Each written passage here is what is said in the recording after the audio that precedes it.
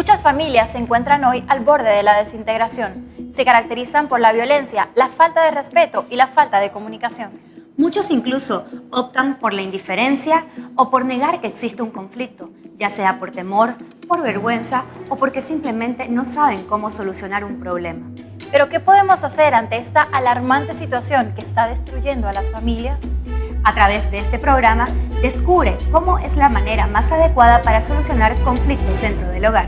Acompáñanos junto al apóstol Marcelo Salas en esta nueva temporada de Operación Rescate.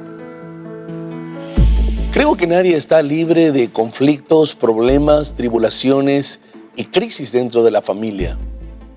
Creo que lo peor es enfrentar estos problemas, estas crisis y estas tribulaciones sin tener al Señor Jesucristo en el centro de tu vida como fuente de sabiduría y de poder para saber manejar estas crisis. Cuando el Señor no está en el centro de tu vida, es que se empiezan a anidar en tu corazón sentimientos de amargura, odio, falta de perdón. Se empiezan a generar sentimientos de víctima, y cuando usted acuerda los problemas que pudieron haber dejado grandes enseñanzas para su matrimonio y para su hogar, refiriéndome a los hijos, han traído una total desintegración. ¿Cómo manejar la crisis en la familia? Es el tema que vamos a abordar el día de hoy junto a este equipo de profetas que nos acompaña siempre para vertir criterios sobre estos temas que serán de mucha edificación para tu vida. Creo que a modo de introducción debemos reconocer que una de las causas por las cuales se generan las crisis en las familias es el pecado. Yo sé que para muchas personas el pecado es un término que no se debería usar, como que suena anticuado, muy pesado, pero mucha gente no quiere hacer un análisis desde esta perspectiva, y yo creo que es un gran error. Creo que si no hacemos eso estaríamos cometiendo los errores de los políticos. Queremos hacer un análisis desde una perspectiva jurídica, politóloga, pero nunca queremos hacer un análisis desde una perspectiva espiritual y moral para analizar los problemas del diario vivir. Y cuando hablamos de pecado me refiero a esa naturaleza que tiene todo ser humano propensa a violentar la norma moral de Dios en una familia. Ejemplo, la palabra de Dios habla de honra y respeto dentro del hogar. Y sin embargo, allá fuera del hogar, la gente celebra el irrespeto. La Biblia dice que nos dirijamos con veracidad y que seamos un ejemplo en palabra, en conducta y en hecho para poder ejercer un liderazgo dentro de la casa. Fuera de la casa hay una ausencia de liderazgo. Entonces, Dios habla de valores morales para establecer familias fuertes y sólidas. Pero fuera de la casa se practican, se toleran y se celebran los contravalores. ¿Cuál es la opinión de ustedes? ¿Qué piensan? Como matrimonios jóvenes que son. Bueno, creo que si nosotros nos vamos a la historia, a la primera pareja que existió en la humanidad, Adán y Eva, ellos vivían en un ambiente de mucha gloria, de mucho poder, en un ambiente de mucha comunión con Dios, de mucha estabilidad, salud mental, de mucha salud mental, de perfección. Era un estado realmente de perfección en el matrimonio. Pero en el momento en el que el pecado entró en ellos, todo cambió. ¿Cómo definirías el pecado? El pecado, sabemos que es saber hacer lo bueno y no hacerlo, transgredir las normas morales de Dios. Pero en este caso voy a definir el pecado como intentar ser feliz o intentar conseguir placer en otro lugar que no sea Dios. Porque la palabra dice en Jeremías: me dejaron a mí fuente de agua viva y cavaron para ustedes cisternas huecas que no retienen agua. Creo que el pecado es ese intercambio suicida de la gloria de Dios por los placeres de este mundo. Es un intercambio de lo glorioso que Dios nos da por los placeres vanos y temporales de este mundo. Eso fue lo que hizo la mujer, eso fue lo que hizo Adán. Cuando el pecado entró en sus vidas, todo empezó a degenerarse. Empezaron las crisis. Empezaron las crisis, pero terribles. Uno de sus hijos mató al otro. Empezaron las desgracias. Ellos conocieron lo que era la muerte, lo que era el asesinato. Ellos conocieron lo que era el dolor. Ellos conocieron lo que era perder a un hijo. Ellos conocieron lo que era llorar esperar a un hijo, vivir con esa culpa de saber que por sus pecados ahora había maldad en sus hijos. Empezó a haber toda clase de males hasta que el pueblo se degeneró rotundamente y Dios tuvo que enviar un diluvio a través en la época de Noé. Lo más terrible, creo, José, Andrea, Gabriela, es no querer aceptar que una de las causas por las cuales se generan estas crisis, que no son otra cosa que cambios bruscos que se dan dentro del matrimonio y de la familia, es el pecado. La gente no quiere reconocer eso. La gente prefiere ir en pos de otra clase de análisis, pero no le llaman pecado al adulterio, no le llaman pecado a la mentira.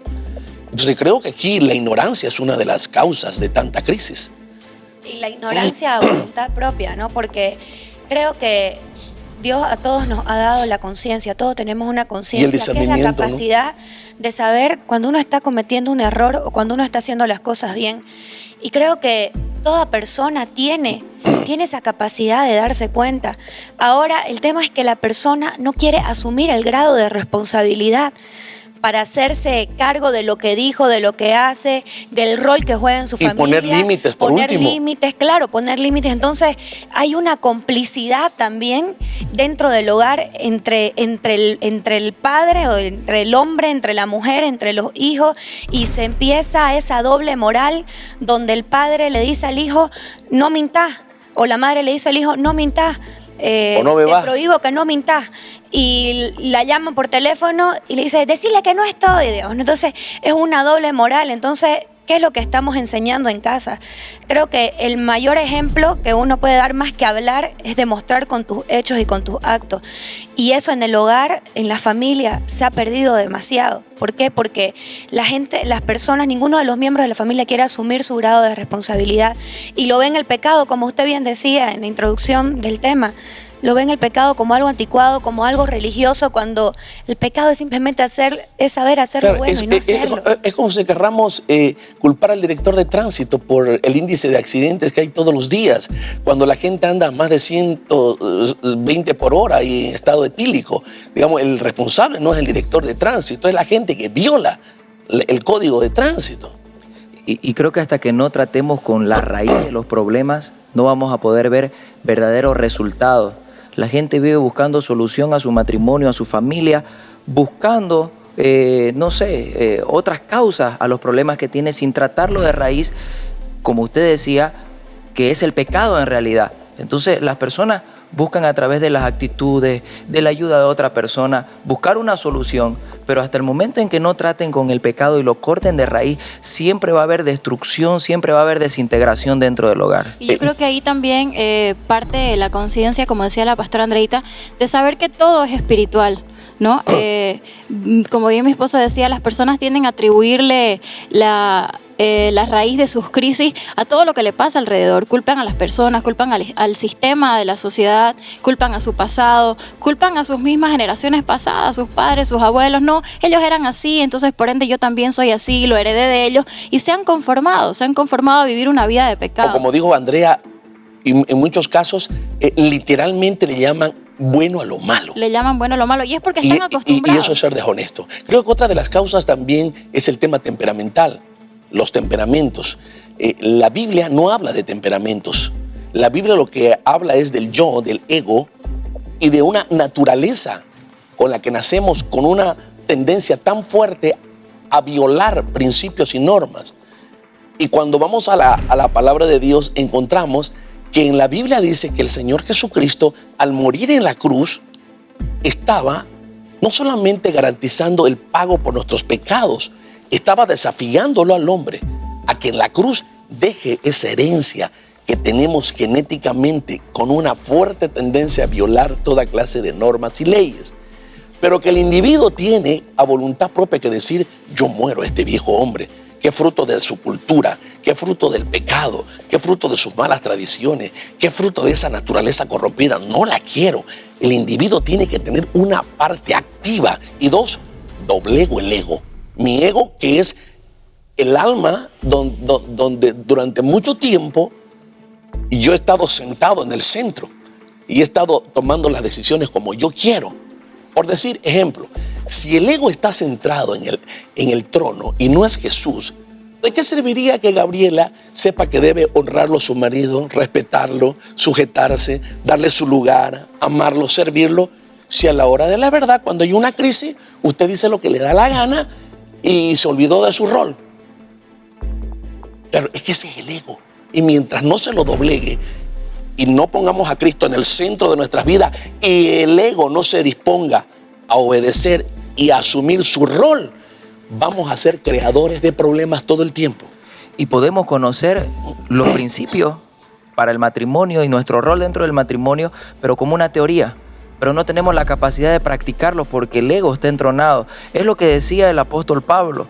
Veo una ley en mis miembros que se revela contra la ley de mi mente, porque sabiendo hacer el bien, hago todo lo contrario. Y el querer hacer el bien está en mí, pero no el hacerlo. Está hablando justamente... ¿Cuál sería entonces la señal de sinceridad de que ese hombre o de esa mujer o ese padre quiere solucionar una crisis? El ser humilde, el pedir perdón, el reconocer que es imperfecto, que ha fallado. Sigamos la lógica de José. El hacer el bien está en mí, pero no el hacerlo. Así que termino haciendo lo que no quiero. Entonces hay que llevar esa naturaleza a la cruz. Claro, reconocer. Hay que doblegar el ego y hay que pedirle a Dios que nos dé la fuerza y el poder para poner en práctica lo que ya sabemos, pero que no nos da la gana de hacerlo. Ahí entra la voluntad del ser humano para renunciar. Te digo eso porque hay mucha gente que dice, yo quiero, pastor, y sabe que no sé qué me pasa. O es ignorancia o es una falsa humildad. ¿Cómo? Yo quiero, pero no puedo. No, está bien eso, como un análisis de que yo tengo una naturaleza que me lleva a hacer lo contrario a la voluntad de Dios. Pero qué interesante que esa persona diga, wow, ahora entendí, yo voy a llevar a la cruz a este viejo hombre, yo doblego mi ego para dejar de estar discutiendo y encontrar solución a la crisis poniéndome de acuerdo con mi esposa y sujetándome a la voluntad de Dios que ya conozco, y el que no conoce debería conocerla. Me dicen que tenemos que ir a una pausa, volvemos con Gabriela al retorno. No voy a permitir que mi pasado me impida ser un hombre, una mujer o un joven victorioso. No voy a permitir que las heridas, el daño que sufrí, el rechazo que viví, me impidan recibir un nuevo corazón por medio de mi fe en Jesús. No voy a culparme, no voy a culpar a nadie por lo vivido, pues todo ayuda para bien a los que amamos a Dios. Y yo he decidido poner mis ojos en Jesucristo y hacer que todo lo que viví me haga más fuerte. No voy a permitir que mi familia y futuras generaciones no tengan un legado. Les voy a dejar un legado de fe, de lucha y de triunfo, un legado de éxito y de prosperidad, un legado para toda la vida. No tienes derecho a vivir en el pasado. Muy pronto, espéralo.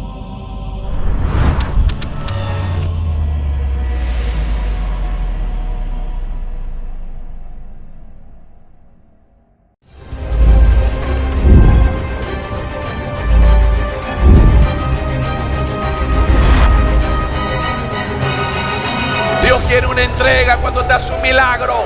Dios quiere que le correspondas. Dios quiere que le diga, no quiero vivir la vida sin ti, Señor. Heme aquí.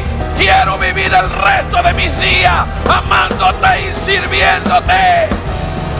Heme aquí. Si antes era un pecador y por la sangre de Cristo ahora estoy en este lugar, ¿cómo no voy a servirlo a mi Señor? 9 años de ser testigos del poder sobrenatural de Dios. Milagros, vidas transformadas. No hay nada. Jesús vive. Poderoso. 9 años sirviendo a nuestra sociedad. Iglesia Tiempo de Cambio.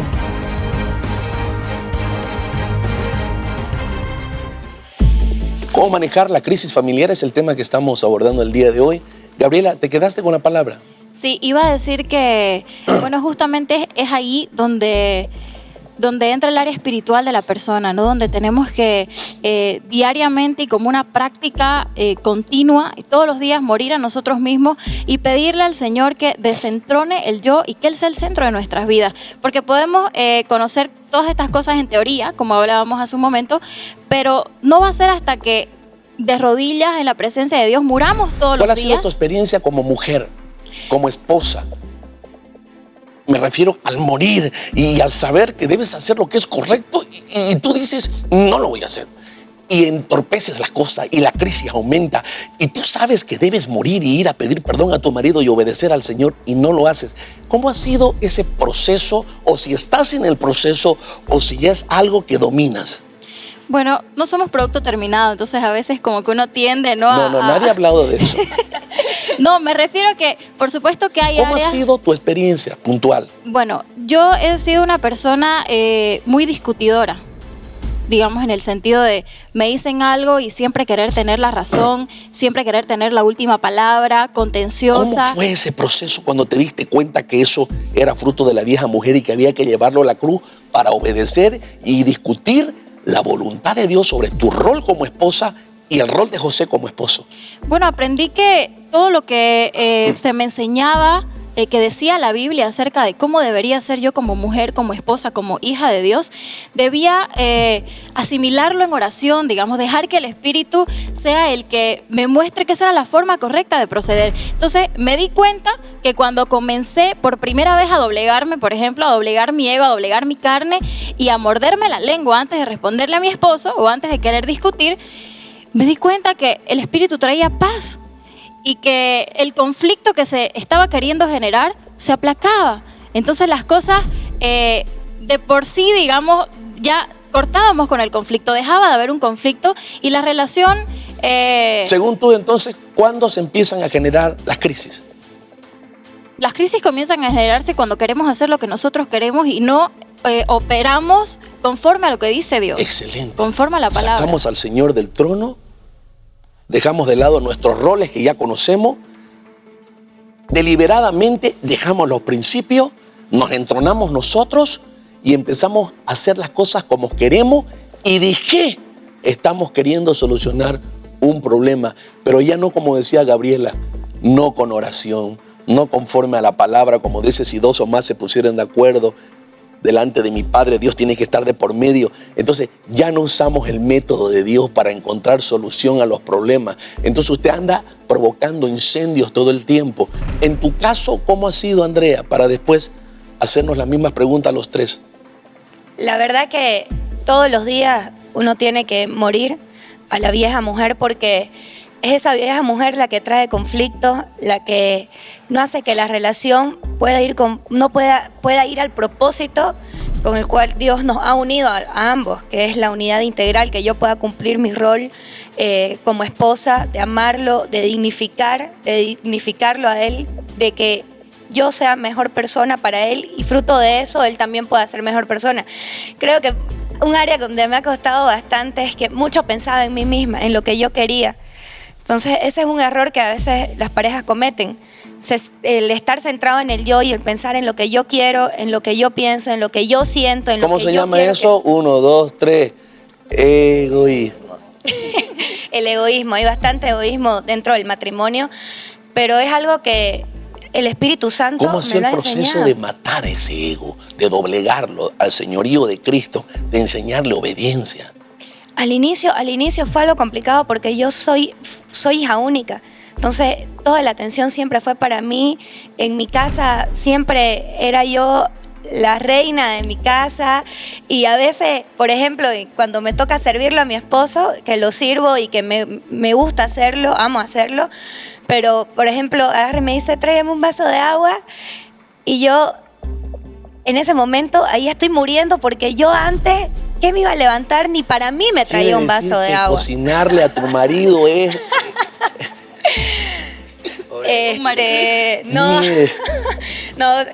Cuando tengo que hacerlo lo hago y lo hago con gusto porque me gusta servirlo. Pero son pequeñas cositas que si uno no las sabe manejar y uno no está muriendo la vieja mujer, se pueden generar grandes problemas en esas cosas, como por ejemplo, matrimonios que están en crisis porque el hombre no tapa el colino, la pasta dental, o la mujer deja el cabello en el piso y generan crisis por esas cosas. O porque la mujer no pegó el auto y el hombre quería que pegue el auto. Así es. Ahora escucha estas causas de crisis familiares: incomunicación, indiferencia, aislamiento, desconformidad, queja, nada le agrada, crítica, discusiones, gritos, llanto, amenazas, actitudes de ira, abandono de los deberes aceptados, tanto del hombre como de la mujer, cambios repentinos en el comportamiento, cambios en los horarios de llegada, falta de información, falta de comunicación a la hora de tomar decisiones, fuerte tendencia a la parcialidad, discusión entre los miembros de la familia. Cada uno pelea por presentar las mejores razones, comportamiento irrespetuoso, malos tratos, violencia, desorganización en el hogar, ingratitud, nada agrada a nadie, incapacidad para reconocer errores, falta de amor por cada miembro de la familia, incapacidad de pedir perdón, etcétera, etcétera, etcétera. Todo esto es ego, todo esto es naturaleza caída, eso le llama la Biblia. Por eso dice, despójate de ese viejo hombre. No dice, yo voy a despojarte de ese viejo hombre. Le dice al hombre y a la mujer, despójate. Entonces el Señor entra en acción. Entonces los valores de amor, respeto, tolerancia, comunicación, comprensión, perdón, empiezan a funcionar. No es que esto se logre de la noche a la mañana. Toda la vida lo vas a tener que hacer.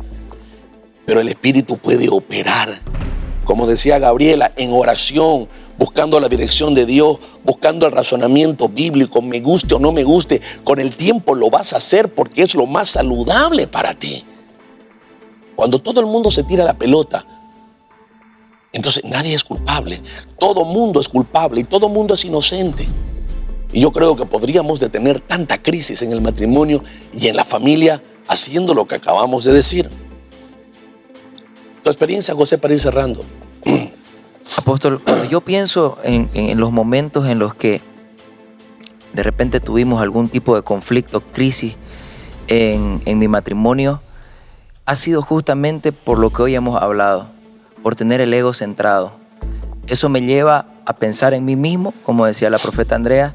Eso me lleva a querer justificar una mala actitud que he tenido. Hablan con él, pero tú tienes costumbre de hablar con ella de esos temas, así, tranquilos, sereno, y decir, oye, mira, ayer estuvimos en esto y mira, descubro que es el ego. Así como estamos discutiendo en este momento, ¿tienen costumbre de hacer eso? Sí.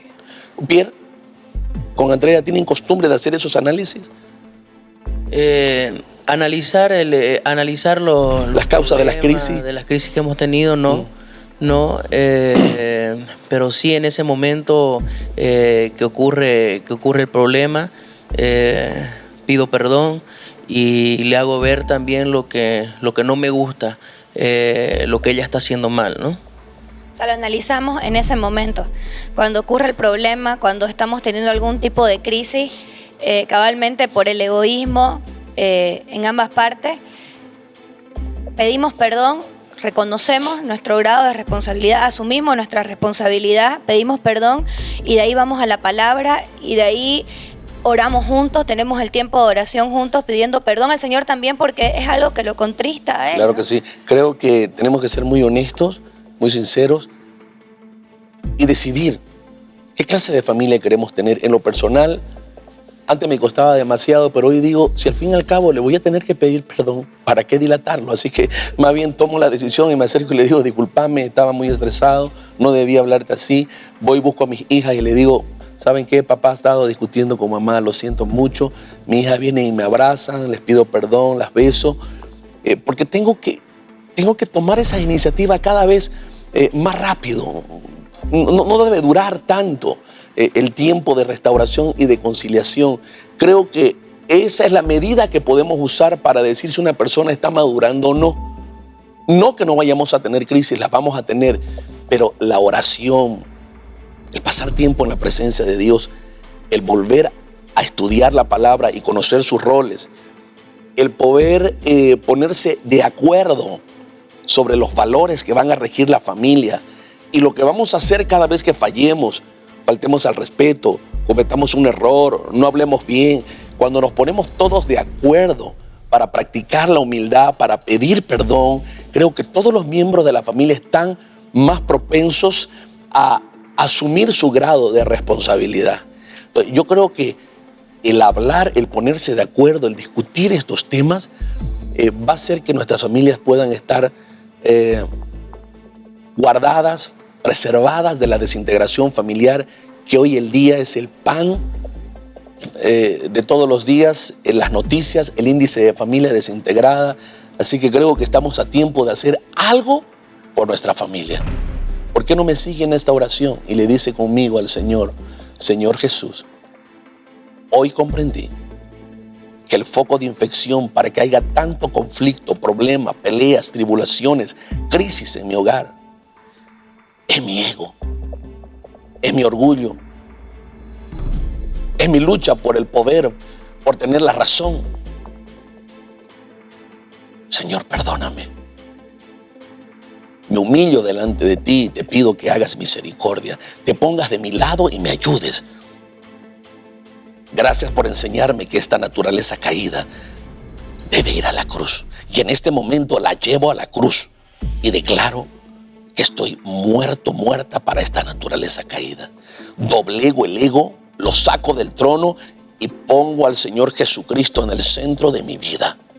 Señor, guíame, pastoréame, dame sabiduría y poder para ejercer dominio propio y para saber aplicar principios de honra, amor, respeto, tolerancia, humildad, perdón en mi hogar. Gracias, Señor, porque hoy entendí que si me humillo delante de ti, no solo recibiré perdón, sino tu socorro, tu ayuda. Señor, dame el valor y las agallas para, después de esta oración, ir a buscar a mi familiar y pedir perdón y reconocer que he estado pugnando por el poder, discutiendo y discutiendo simplemente para satisfacer este ego. Gracias, Jesús, por hablarme. Gracias por perdonarme. Amén. Amén. Si tú hiciste esa oración, déjame decirte que diste un gran paso. Estás en paz con Dios. Levántate, busca a tu esposa, a tu esposo, a tu hijo, a tu padre. Ve, pide perdón, es bueno. Y pídele a Dios que te dé la sabiduría necesaria para no olvidarte de ir a su presencia, de leer su palabra, de renovar tus compromisos y no dejar que ese ego se engrandezca, mantenerlo humillado bajo la cruz. Y sin duda que podrás lograr resultados extraordinarios. Con nosotros será hasta un próximo programa, cuando estemos nuevamente en Operación Rescate.